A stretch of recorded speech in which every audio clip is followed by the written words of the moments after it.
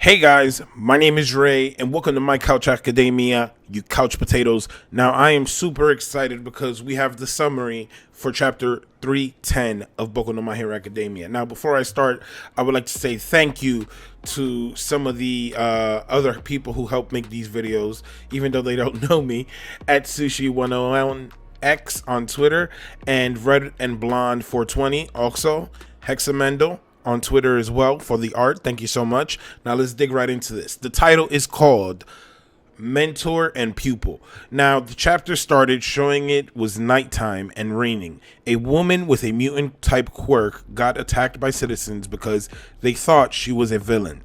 Now, I would imagine this probably happens a lot. We've seen what Shinzo said in the UA tournament, that certain quirks are looked frowned upon depending on if they make you look funny, or if it could be used for nefarious purposes.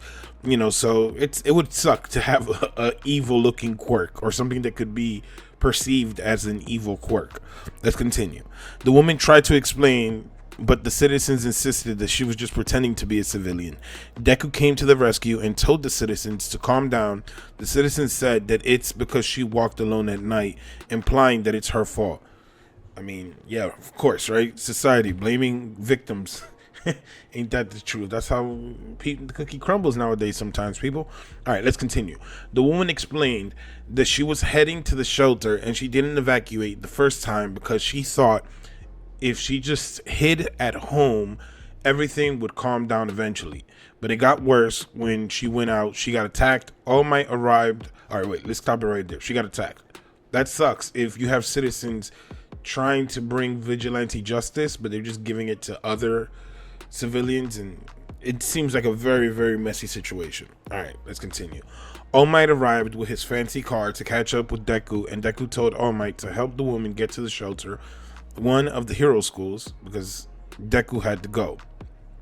We know that the schools are being used as shelters right now, currently in the story, because the villains and all the escapees from the jails have gone ape shit. So we know that this is pretty bad right now. All Might stopped Deku and handed him a bento box. He said that it was tonkatsu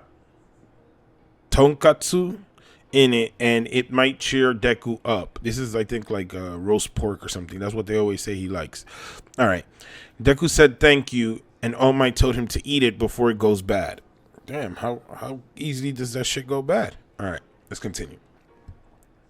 It's nice, though, to see this little fatherly son relationship with Deku and All Might, because, I mean, again, Deku's dad has been MIA from the beginning of the story, and it's nice to see All Might fill in that void. The scene changed into the One for All Vestige world, or Vestige, where the fifth said it feels like the time went backwards. Deku also explained that they still haven't got enough info on the League of Villains' whereabouts, and there's not enough people to handle the jailbreaker. I'm guessing that they mean the people that were broken out of jail, because jailbreaker was what they called muscular the other day too, but I would imagine it's the prison escapees. All right. Deku said All for One and Shigaraki were so strong that even Endeavor, Aizawa, and the other heroes working together were not enough to stop them. So if he couldn't pull out the full power of One for All, he wouldn't be able to stop them as well. Now, this is something obvious that we've all been thinking about, because we saw that All Might was able to put the smackdown on All for One at Kamino.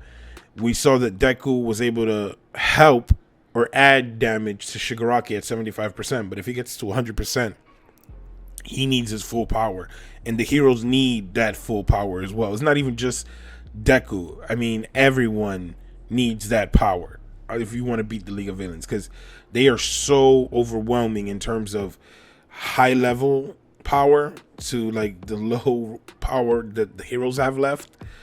All right, let's continue. Deku flashed back to the vestige scene before Deku was awake at the hospital. The first user said to the second and third user, please cooperate in order to release the full power of One for All. My hero, upon hearing that, everyone in the room went silent, and they had an awkward silence until the fifth yelled at Deku to use this chance to learn about the fourth and sixth quirks. Once Deku and the other predecessors are busy with quirk explanations, the third, while still facing the wall, said to the first that he was born and lived at a really bad period where All For One was at his prime.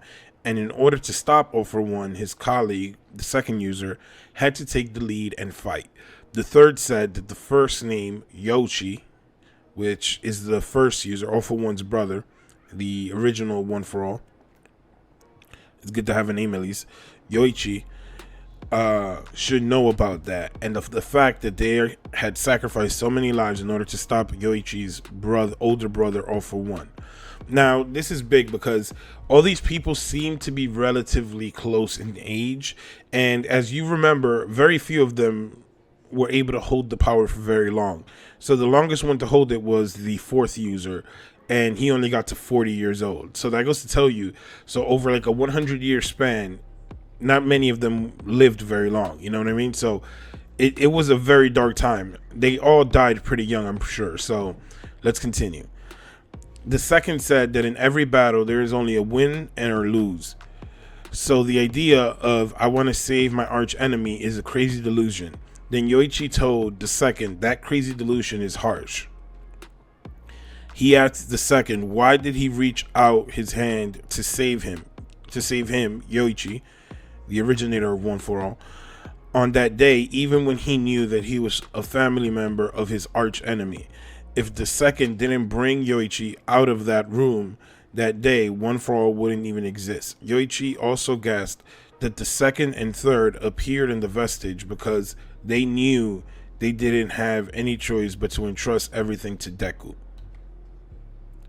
Alright, so that's pretty big because it's like they don't agree with anything that Deku is, or Deku's approach on the situation. They think that they have to kill him, it looks like, but you know, Deku says he wants to try to save Shigaraki, so they don't agree. But deep down inside, all of these people are on the same like, I believe that they are of one same mind, you know what I mean? They all want the same thing, and that's to eliminate All For One.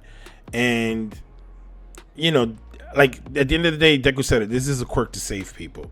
Let's continue. The second asked Yoichi if he thinks that Deku will be able to end everything, and Yoichi answered with, it's true that One For All's origin is being a power that won't bow to All For One, but it's because you reached your hand out to me, One For All's journey started. That's a big detail, you know what I mean? At the end of the day, that is true. Yeah, the first one, the first user, Yoichi, All For One's brother, is big and everything because it originated with him.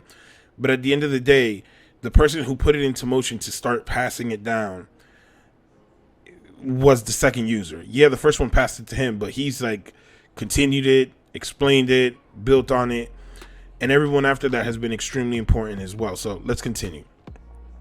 As they showed the panel of Yoichi taking the second's hand, the next panel showed Deku and all the predecessors with the second saying, listen up, we're going to speed things up from here.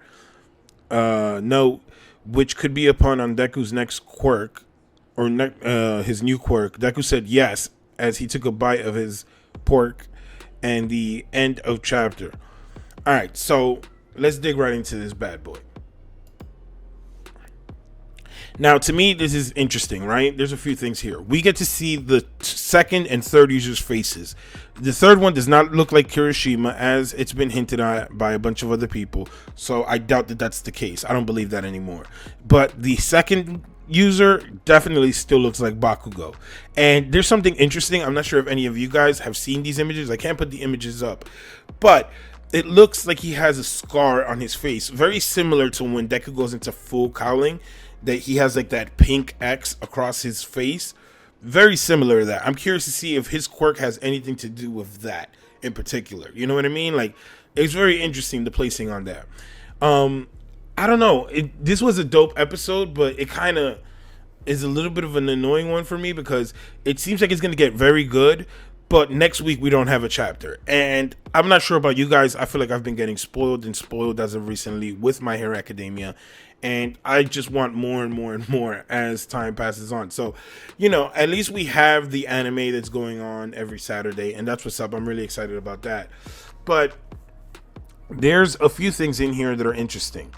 I'm very curious to see what the second and third users' quirks will be. Also, I'm very curious to see how they come around and how they explain it. Will they unleash the last remaining part that is locked up of One for All, and will Deku be able to handle it, or will he be able to output all that power? Because at the end of the day, All Might used to use all his power. Will it be that his body adapts to use that all that power once he is 100%, you know, unleashed or unhinged? Like, it's really crazy to think about that. And it's crazy to think also that if he does get 100% of One for All, do the League of Villains stand any chance? Because at the end of the day, we keep hearing about Shigaraki, but the stuff we've heard about All Might, I mean, it sounds ridiculous about All Might in his prime. I'm very curious, guys, to see what you guys think. Let me know in the comment section down below. And please, guys, if you enjoyed this video, remember to drop a like and subscribe, because we are a new channel. And every time you guys comment, like, and subscribe, it helps the channel hell a lot. As always, guys, it's a true pleasure, Couch Potatoes. My name is Ray, and peace.